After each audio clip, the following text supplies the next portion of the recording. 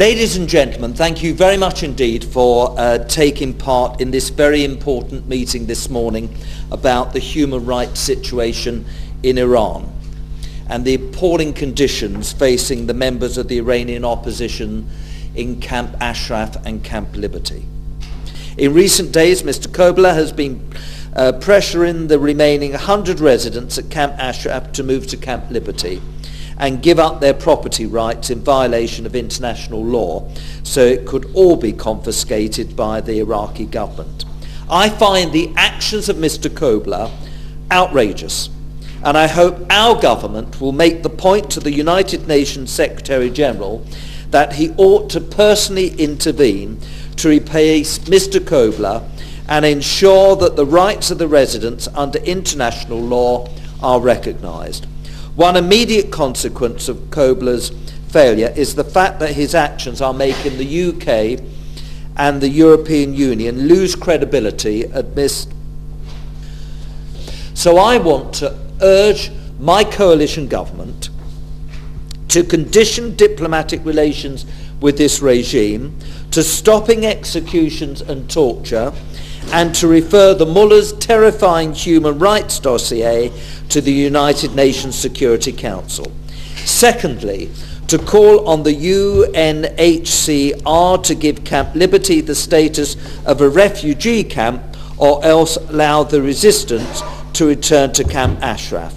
And finally, to recognise the Iranian resistance NCRI and the PMOI as the force for bringing about democratic change in Iran.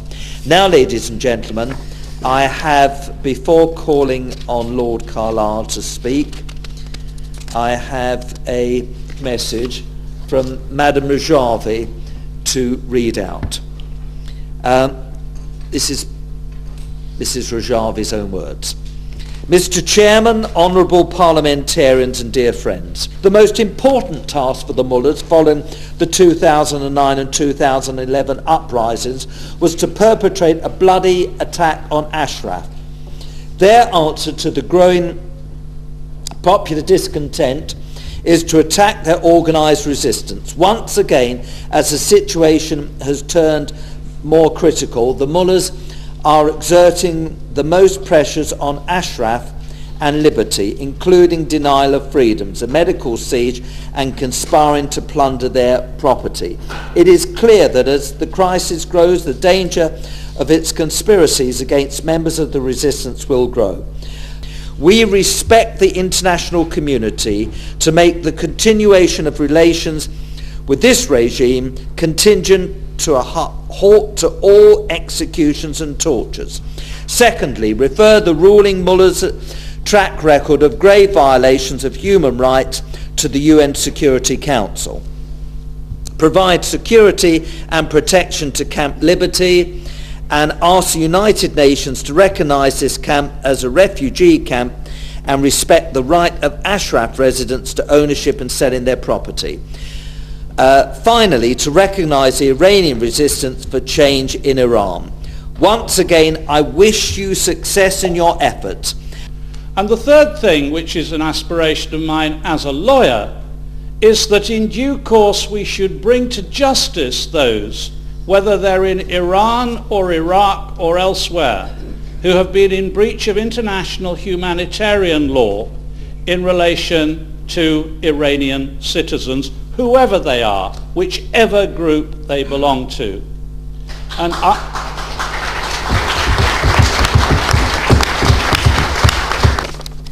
you know, in Iran, we see a rise in public hangings and torture and the execution of prisoners on bogus and unsubstantiated charges.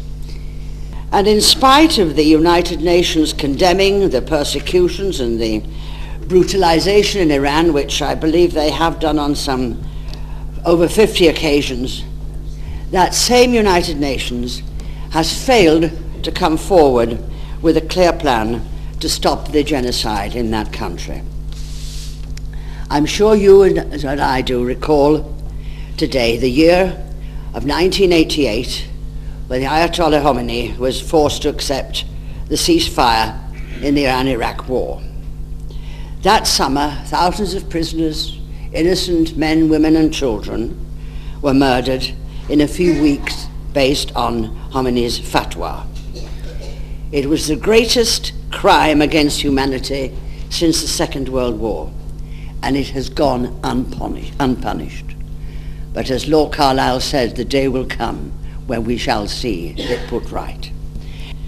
So, Mr. Chairman and my friends, I use this platform today to call for justice to be done to the perpetrators of genocide who are still in power in Iran.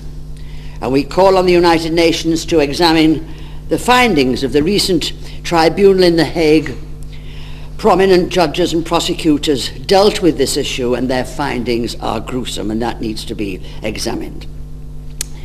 We think it's about time the governments of the world woke up about Camp Ashram and what has been occurring there, and actually starts to accept the reality that if on the one hand they're willing to argue the case for human rights, rightly so in Libya, in Tunisia, in Egypt, in Syria, why are there continuous silence about what's happening in Iran, where people are dragged out publicly and executed in the streets? What is happening in Iran is a shame on the democratic world. It is an absolute shame because we close our eyes and lower our heads in respect of what's happening in Iran. And it's not right. It is not right, if we stand for the forces of the democratic process of our world, that we should turn away from people. And we turn in away simply because of things like oil and of gas. It's about time that the government of Britain went farther and actually recognised the resistance in opposition as a legitimate government in waiting in Europe. Iran has a formidable and organised opposition movement. In fact, and I think many government officials would at least agree privately with me on this, the Iranian resistance is the largest and most organised opposition movement in comparison to all other opposition movements around the world. Yeah. So why is it that we continue to put our hope in somehow reaching an impossible deal with the mullahs? Why does our government allow the appalling abuses to take place in Camp Ashraf and Camp Liberty, in a country that we helped liberate? I want to in particular condemn the scandalous actions of the UN envoy, Martin Kobler, who has been exposed as a liar, a charlatan in his treatment of the Ashraf and Liberty residents. The UN's role on the situation of Ashraf and Liberty residents has been disgraceful, and I urge the Secretary General to appoint a replacement.